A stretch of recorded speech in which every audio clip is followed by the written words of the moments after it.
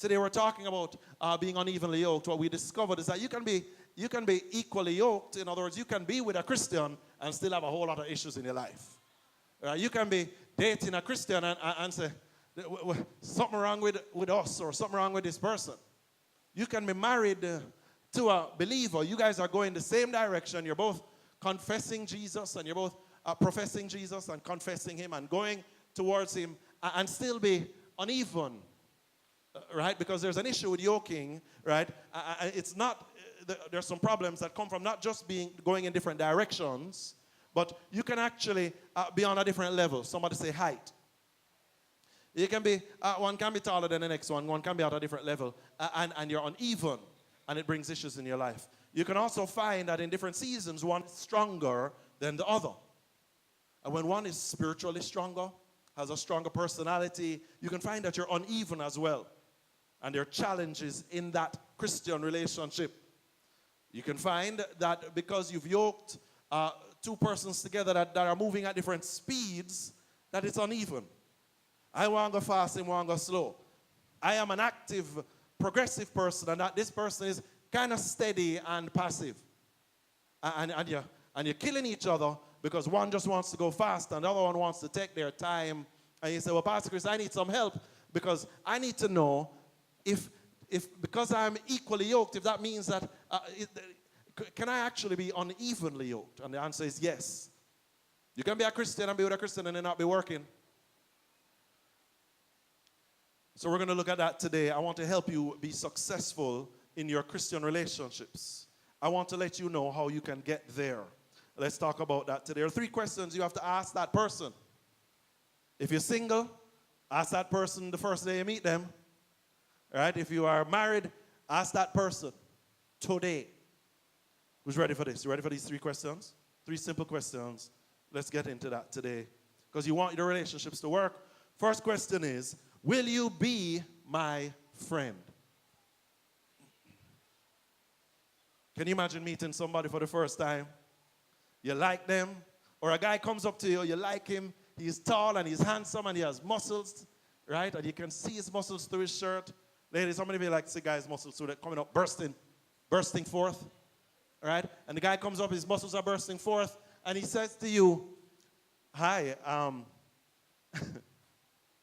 would you be my friend? I'd like to, will you be my friend? Half of you ladies are going to say, when you say friend, like what do you mean? Friend, like friend or friend? Is that all you want to be? Define what you want, you know. You need to just come at me straight because it's already complicated. You're confusing me already because what she's saying is I don't really want to be a friend. I want to yoke with you. Right, ladies? I mean, we have a cultural issue today. We have a big problem because we are running after a lot of the roles that are offered to us in relationships. We want all the other roles filled, but the friend one we're not too sure about. Right? So, I mean, from the get-go, a wise man once said that if you start wrong, you're going to end wrong somewhere. And from the get-go, we don't want friends to be friend with nobody that we're interested in. We want the person for ourselves. Right? So we put all these other roles above friendship. Right? So we say, well, provider, you know, protector and provider, and I want you to be a good father, and I want you to be my hero, and I want you to be my leader. Right? I want you to bring home the bacon. I want you to do all these. I want you to sweep me off my feet. I want you to do all these things, but the friend thing. Right? And men will say to her, I want you to be mother of my children. I want you to be nurture. I want you to be my lover. I want you to be my trophy. Right? I want you to be my partner in life and my helpmate. And we're doing all these kind of stuff. We're saying everything else that we want, but the friend thing, we're not too sure about that. The friend zone for a lot of people is a dead zone. Not true? It sounds to me like the girls will get together and they say, it sounds like he would prefer you in his friend zone. Right? It sounds like he might try friend you know. All of a sudden, he might friend you. Right? And for some reason, we believe that friendship is a demotion. For some reason, we believe that friendship is a downgrade. We believe we don't want friendship if we like somebody because we want to be everything else. And we often will leave out the most important place. I'm just telling you, if you start without friendship, you're going to end without friendship. I believe that God wants us to run into that friend zone. Can I just let's look at some scripture for that, because some of you are saying, you have to show me something in the Bible, because I don't want to be his friend. All right? Let's look at that. I'm reading from Songs of Solomon, chapter 5. Everybody knows Songs of Solomon. Songs of Solomon is the Shulamite woman and Solomon, they are writing a whole bunch of stuff to each other about what they want to do each other. Right? And these are not spiritual metaphors. These are this is sexual stuff. They're describing each other physically, praising each other physically, and saying how they want to get there. Yes, that's in the Bible, ladies and gentlemen. Why are y'all looking at me like that? I'm just telling you it's in the Bible, right? They're talking about their flesh. They're talking about the fact that, you know, they are together, they're married, and they want to get freaky. I'm just saying, the freaky zone is okay, right, for married couples. You're not too sure. Let me just read Bible stuff. I'm just saying. Songs of Solomon, chapter 5, verse 8. I'm not reading the really, really freaky stuff, but this. Verse 8 says, I charge you, daughters of Jerusalem. She's talking to some other ladies. Right? If you find my beloved, please that ye tell him that I am sick of love, right? I mean, I'm sick in love. All right? Nothing wrong with that one. Let's continue. Now jump into verse 12. His eyes are eyes as the doves by the river of waters, washed with milk and fitly set. Him eye them set nice. Right? His cheeks are as a bed of spices, as sweet flowers. His lips like lilies, dropping sweet-smelling myrrh. Right? Ladies, I know you're getting the picture. Guys are like, what? Myrrh and smelling. Ladies, I know you know what she's saying, right, ladies? Marsha is like, mm-hmm. He do. He lips are like that. Right? His hands are as gold rings set with the beryl. We don't know what that is. Right? Ladies, let's check this out. His belly is as bright ivory overlaid with sapphires. And belly set nice and smooth, and it just goes, right? I don't know what she's saying. But in belly nice, she's saying. Right? You didn't know that in the Bible there is a woman that is talking about her husband's belly. And what she can't wait for his belly. Verse 15, his legs are as pillars of marble, set upon sockets of fine gold, and his countenance as Lebanon, excellent as the cedars. Lord have mercy. And back to his mouth again. She gone back to his mouth again. His mouth is most sweet. Yeah. He's altogether lovely. Ladies say, yeah. Yeah. He's altogether lovely, meaning he's fine. All right? Ladies, what does altogether lovely mean? You say a man and he's altogether lovely, what do I mean? Him look good. Right? But then she says, you know, all of this stuff. Right. She says, but this is my beloved. Right? This is my friend. Oh, daughters of Jerusalem, watch who you're looking at. That one is mine. And in the middle of all of this stuff about what he looks like, and in the middle of all of this book about what they want to do to each other, right, and the wonders and the beauty of sex and sexual relationship in marriage, she's saying, but don't forget that he is my friend. Some of you need to understand that the friend zone is the foundation of the freaky zone. Because you can fall out of that. I mean, you could wake up one morning and him belly not so nice like lilies and bright as whatever you call it again. And his legs not standing up so strong like brick and stone and all them kind of things. Right? And the stuff that come out of him mouth and him say all this, after a while you say, his mouth is not smelling like myrrh right now. It's smelling like something else. Right? Am I right? When all of that passes, the only thing that's going to be left is, beloved, he's still my friend. He's my friend. He's my friend. Friendship is the foundation, ladies and gentlemen. I want you to understand that friendship is an upgrade. So when you meet that person, you have to ask that person, will you be my friend? It's not a downgrade. Let me read for you. No time to turn to it. John chapter 15, verse 15. it records Jesus talking to his disciples, and he upgrades them. Somebody say upgrade. Upgrades them to friendship, and he says to them, I no longer call you servants, because they had roles. You know, Judas was a treasurer, Matthew was the scribe, Philip was the guy who ran and organized stuff, Peter was kind of the leader, John was like his armor bearer, was always there with him, right? And everybody had a role. They were all disciples and they were the servants. But Jesus said, no longer am I going to just call you servants, even though it is the highest privilege to serve the King of Kings. He says, but I'm upgrading you. Because a servant don't really know all of his master's business. A servant doesn't go that deep. Instead, I am now calling you a friend. For everything I've learned from my Father, I teach you. In other words, there is nothing that won't be disclosed to you. As a friend, I can tell you anything. As a friend, you can get very intimate with me. I'm actually, as intimate as I am with God, I can be intimate with you. Friendship is an upgrade. No matter which relationship you're looking at, somebody say friendship is an upgrade. Friendship is an upgrade. And you have to go to that person. You just meet them, or this person you're involved with right now. You could be married and say to them, will you just be my friend? Because in the middle of me fighting to fulfill all these other roles for you, there comes a moment where I just want to be a friend. There comes a moment where I need to be a friend. Will you love me more than you like me? Who's listening to me? You guys ever thought of the reality that there's a big difference between liking and loving?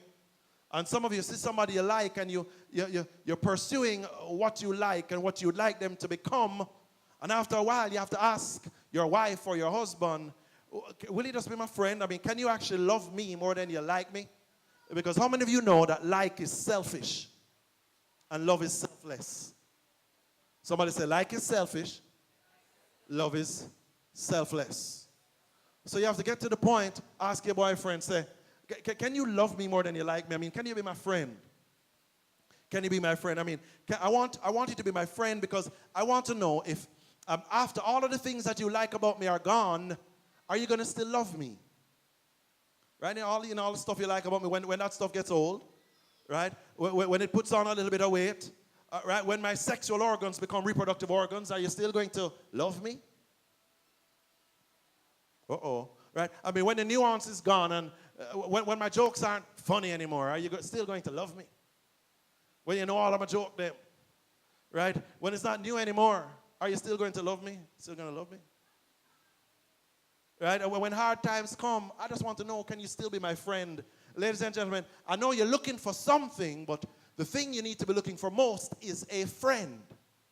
And if you will exalt friendship above all of these other things that you're looking for, you are going to find that thing that should be the foundation of all of these other things.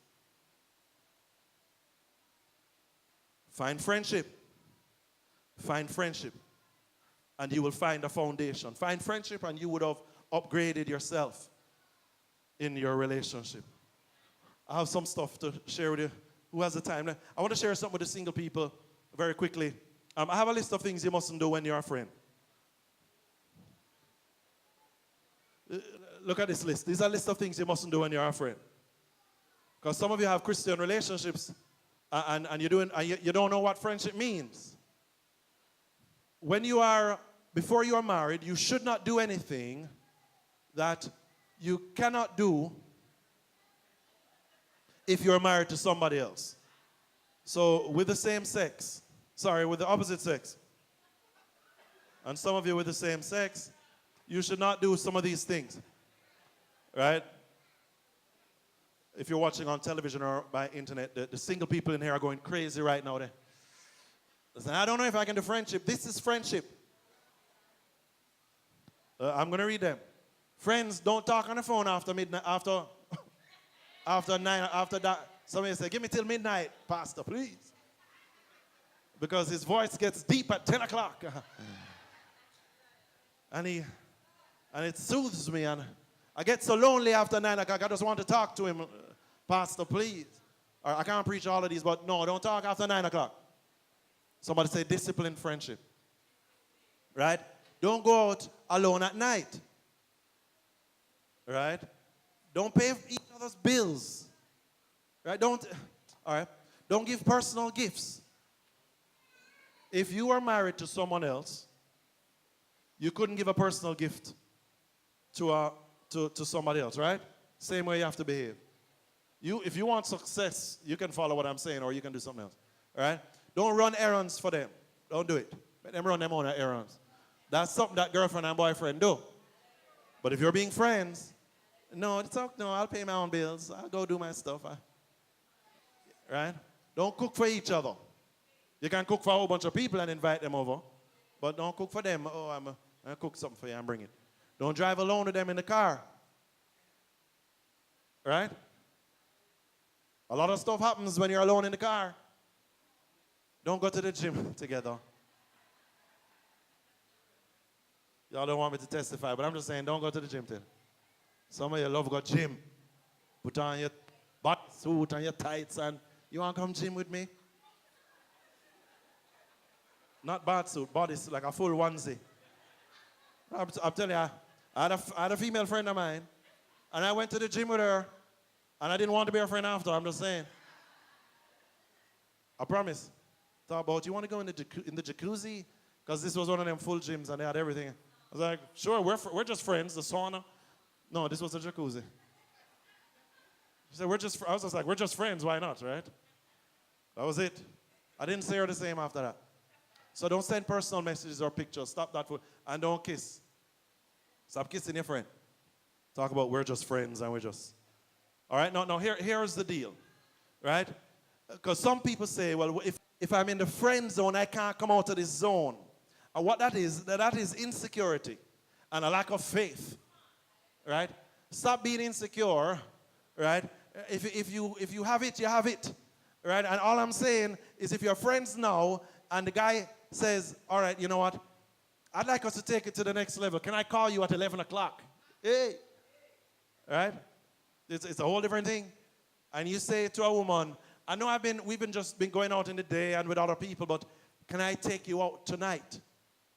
Right? You make a girl dress up pretty.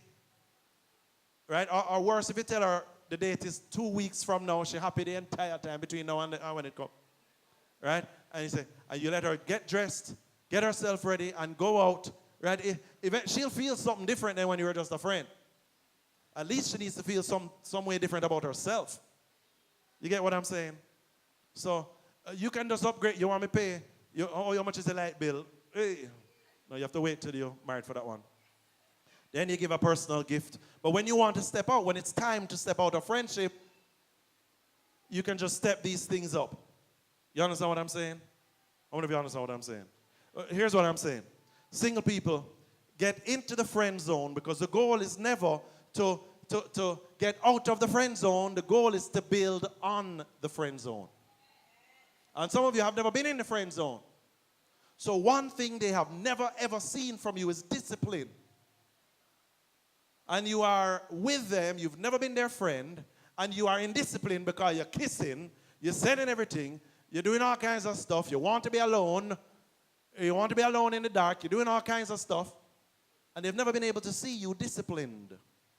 So get disciplined and show somebody that you can love them more than you like them. Amen? Father God, let that stick in their heart. Father God, in their belly, Lord God. Amen. Okay. There's another question that you have to ask. Someone, you just meet them or you ask your husband, right? Tonight you ask them, ask your wife, will you talk to a counselor? Are you the kind of person that will talk to a counselor? So you meet a guy and he comes up to you. He says, you know, you're really attractive, you're really nice. Would you be my friend? And you say, sure, I'm into friendship, right? And he says to you, would you see a counselor? Like, do you talk to your pastor? When you ask that question, they should say yes. If you know someone or you're friends with somebody, if you're interested in somebody that will not see a counselor, I'm telling you to run the other way. If you meet somebody and they will not talk to their pastor when they have an issue, run the other way. No, sir. I can handle this all by myself. All right? Counselors and pastors and these people are only for sick people. They're only for broken people.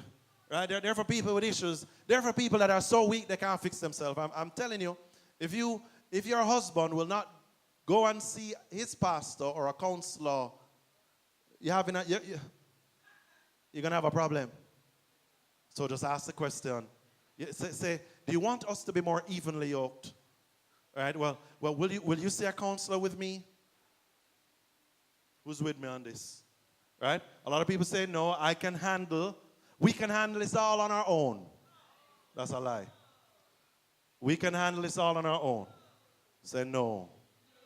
Right? Let's look at a few scriptures. Proverbs chapter 1 verse 5 says, a wise man will hear and increase in learning, and a man of understanding will acquire wise counsel.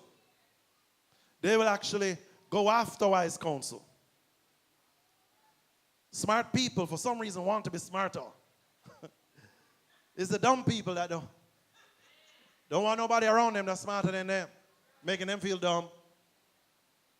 Women, smart men try to be smarter, and they look for smarter men in their life. But dumb men, just let me let the Bible talk for itself. It will get there. Proverbs 11:14, where there is no guidance, a relationship will fail. But in the abundance of counselors, there will be victory. You can apply this to every area of your life, but I'm telling you, what we're doing is we're applying it to every other area of our life, right? And you guys will quick say, you know what, baby? The husband will come and say, baby, I think we need to our son needs to go to extra lessons. Let's find an expert that can help them be smarter. Not true. And when you want financial advice, he'll say, we need to get a financial advisor.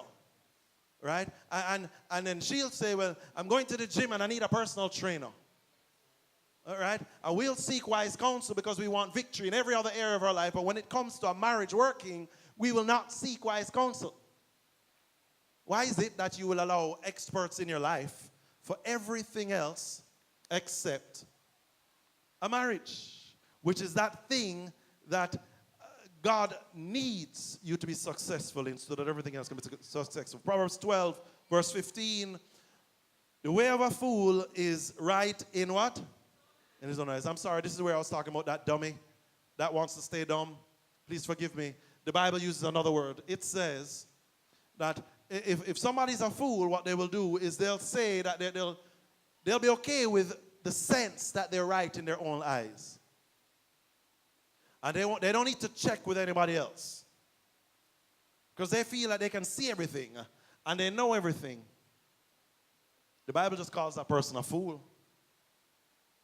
It is possible to think you are so smart that you actually turn yourself into a fool. Right? The way of a fool is right in his own eyes, but the wise woman is she who listens to counsel. Who's ready to listen to counsel? I want to ask this couple to come up, just a beautiful couple.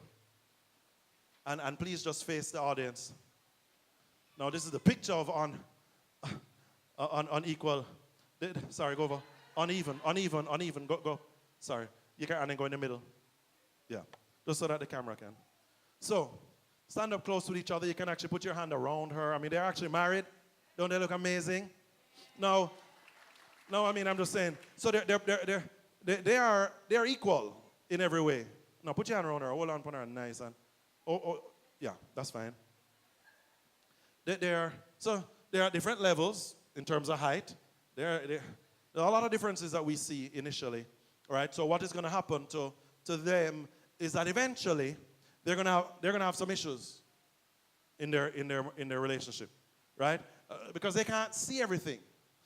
How many of you know that a couple that looks as good as these guys look and are as determined to be godly as they are, they can have issues. But they can't see all of the stuff that they're carrying all on their own, right? So, I mean, I'm seeing some stuff because, not just because I'm an expert, but because I'm at a higher place. I'm in a position where I can look down and I can see a perspective that they can't see. So just turn to each other. So they have issues and they're talking to each other, just act like you're talking, just I'm talking.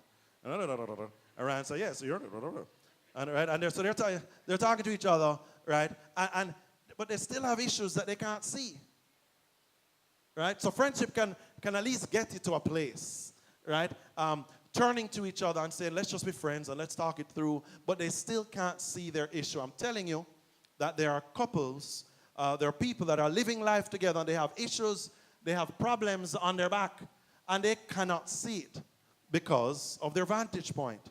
They're either standing together moving forward or they're taking the time out to talk to each other, but they still can't see their problem. Then now you can turn to the audience. They were talking to the audience before. You see them smart? So smart. Right? So they turn to me.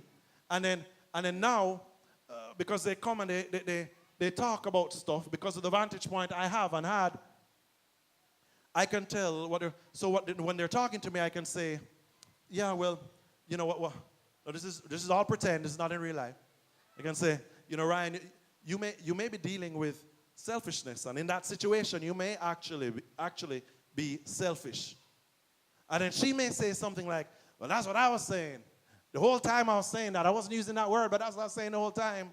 And the point is, he may not see it or listen to it until it comes from somebody like me. All the tell shall tell him. He didn't get it. But when I said, there's selfishness on your back. Selfishness is an issue that we want to deal with. And now that you know it, you can just take it off. Yeah, why not? Just take it off. Now that he knows it's there, to tear it up, and you don't want the paper, but you're going to tear it up. Yeah, why not? Tear it up and give it to her. She can keep it. Tear it up in a way that later on, she can't put it back together and remind you about it. But that's a whole other message. All right. No, say it. Leave it. Yeah, just throw it on the ground. We don't need it anymore. Throw it. I don't want it. Hey! Glory. But sweetheart, you've been sharing some stuff, and there's some stuff on your back too, and I know you can't see it, and I know that but you could be dealing with laziness, right? So, and she says, you know, maybe so and so and so. No, just take it off and throw it away.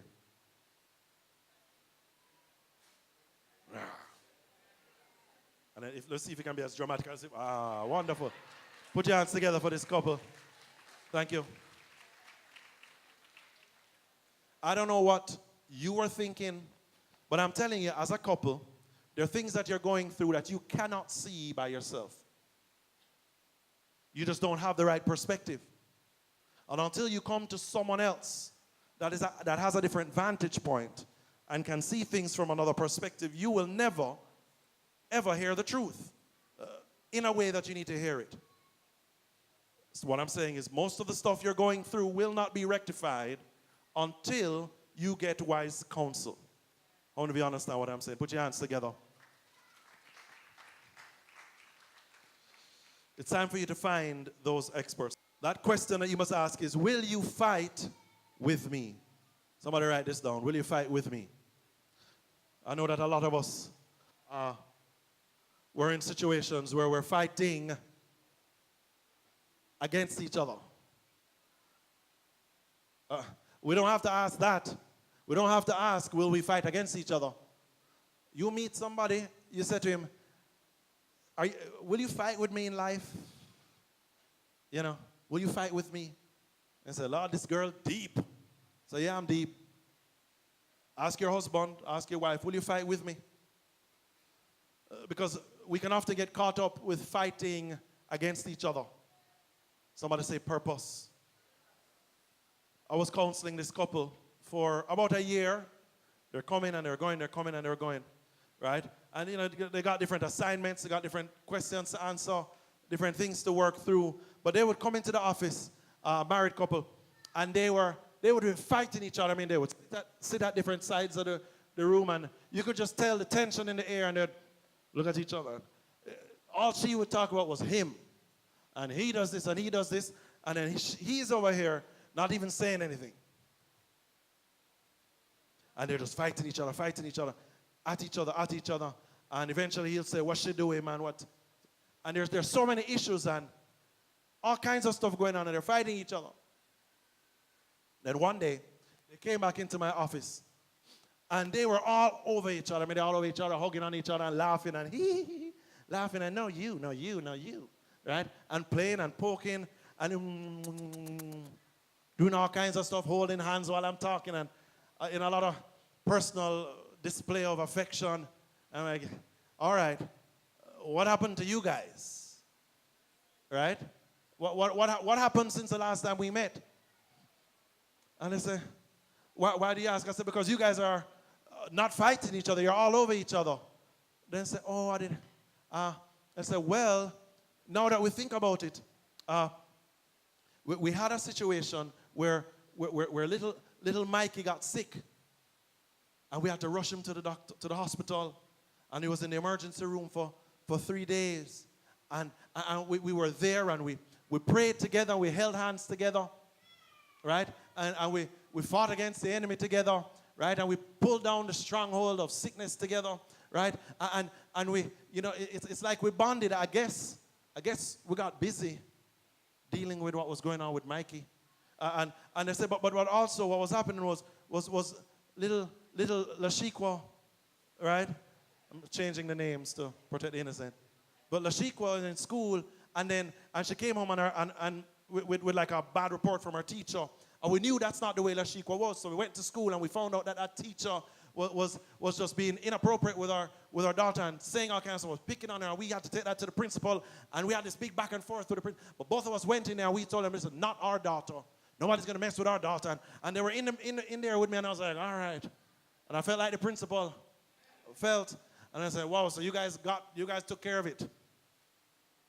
Right? You took care of it. And I said, yeah, but that's not all, Pastor. In our house, in our little complex, our landlord started to say some stuff and sent us a letter, and he wanted to evict us. And we found out that one of our neighbors was saying this, and the neighbor was the one that was doing that, but the landlord was trying to get us out. And we said, no, it's a neighbor. And we went and we told that neighbor. And they said, I guess what happened, Pastor Chris, between the last time you saw us was that we got so busy fighting against other enemies that we forgot that we needed to fight each other. In other words, we discovered that there is a greater purpose than us fighting against each other. We got distracted by purpose. We got busy fighting another enemy. We weren't so consumed with ourself and their lack or what they don't have. And we didn't have the time to fight against each other because we were fighting our enemies. Some of you have too much time to fight each other. You just have too much time in your life because there is no purpose in your life. There is no joint enemy in your life. You have not stepped into the realm of fighting against the real enemy. Purpose, ladies and gentlemen, will lift you to another place in your relationship. It will lift you. Some of you need to be distracted by purpose. Genesis chapter 2, verse 18, God said, it is not good for this man to be alone. I am going to send him a helpmate. I'm going to send him somebody that's suitable. I'm going to send him a partner, not just a partner for sex, and not just a partner for romance, and not just a partner to have relationships. I'm going to send him a partner that is suitable to fight with him and to fulfill the purpose to which they were created. I'm going to send him somebody to fight with. God has sent you that man or that woman. I know you have all these pictures of what you want in a man or woman, but the first thing you need to say is, will you fight with me? Because God sent me to this earth to fight.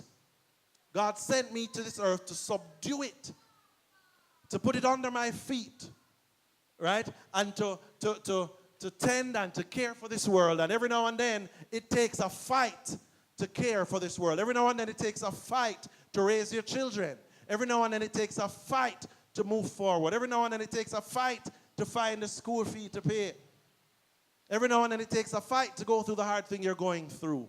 And some of you don't know how to fight together. But God created you to fight. God created you to fulfill purpose. Say, will you fight with me? Will you serve with me? Will you build something with me? Will you tear down the enemy with me? You need to find somebody that will fight with you. Somebody that knows who their real enemy is. Ladies and gentlemen, some of you are dating people that don't have an enemy. Them and the devil is friend. But that's a whole other message. Some of you are dating a Christian that is still fighting sin in their life and have never grown up to the place where they will fight evil in this world. Will you fight with me? I mean, I need purpose to envelop us, because God created us for purpose. Ladies and gentlemen, I'm telling you that purpose is the deepest place you can ever get into a relationship with someone. I'm telling you, love is not the most powerful force on this earth. It is purpose. You can clap if you believe it's true.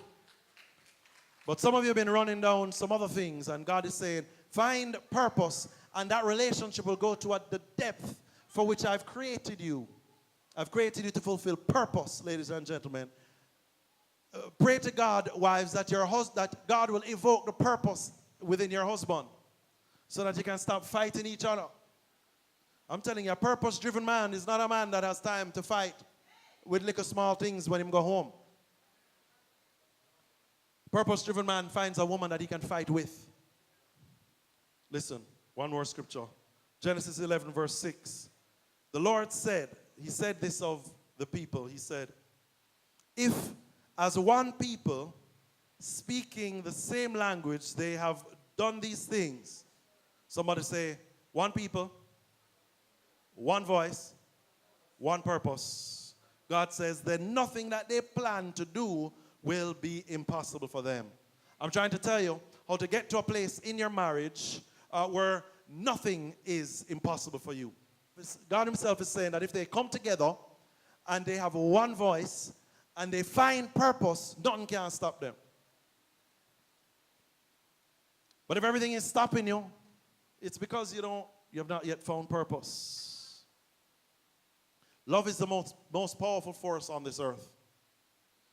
It will cause those that are uneven, one tall, one short, one big, one small, one strong, one weak, one moving fast. It will cause couples like that, godly couples that are still uneven, to find a force within themselves that can go through anything and plow through any garden and push through any problem. Purpose is that thing that will cause you to get through anything. God says that nothing will be impossible for you if you find purpose. I'm encouraging you, if you don't have nobody in your life, it's time for you to start looking for purpose. Not muscles, not height. Because it doesn't matter how tall he is. If he doesn't have any purpose, it's not helping you. It don't matter how good him look. If he doesn't have any purpose, that's not helping you at all. No matter how much him talk. Doesn't matter how good of a listener he is. I don't care if you have chemistry. If he doesn't have purpose, you can't go through anything with him. He's going to be a loser. But together, and you will lose in that relationship. But together, one purpose, one voice, nothing will be impossible for you. How many of you are ready to go through the impossible in your relationship? Some of us dealing with some stuff that's really foolishness. And God is saying, I've given you purpose. You can go through that thing. Lastly, I just want to share this with you.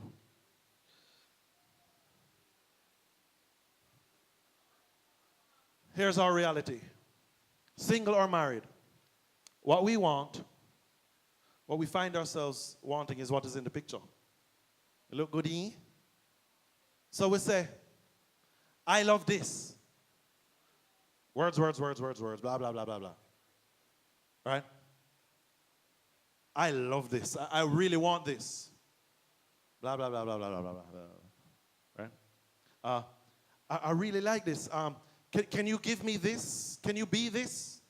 Words, blah, blah, blah, blah, blah, blah. Oh, forget it. This is what I want, not this. I want this.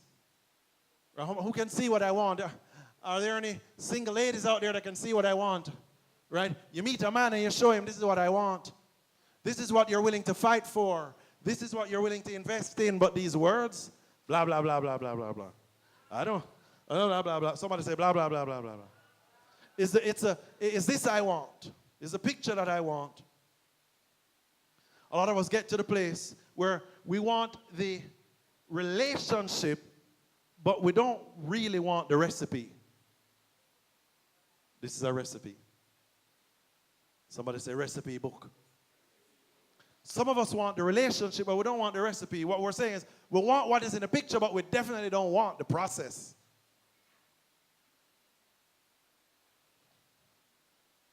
Ladies and gentlemen, the recipe, because the relationships that the devil is after, the relationships that the enemy is after are the ones that are evenly yoked. And he wants to make sure that you're unequal, and that you feel unequal, and that you're stumbling, and that you're going around in circles, and that you're tearing each other apart. God is saying, will you take the recipe? The recipe, ladies and gentlemen, is the foundation of friendship. Somebody say the foundation of friendship. The covering of counsel, and the power of purpose. Go ahead and stand with me today.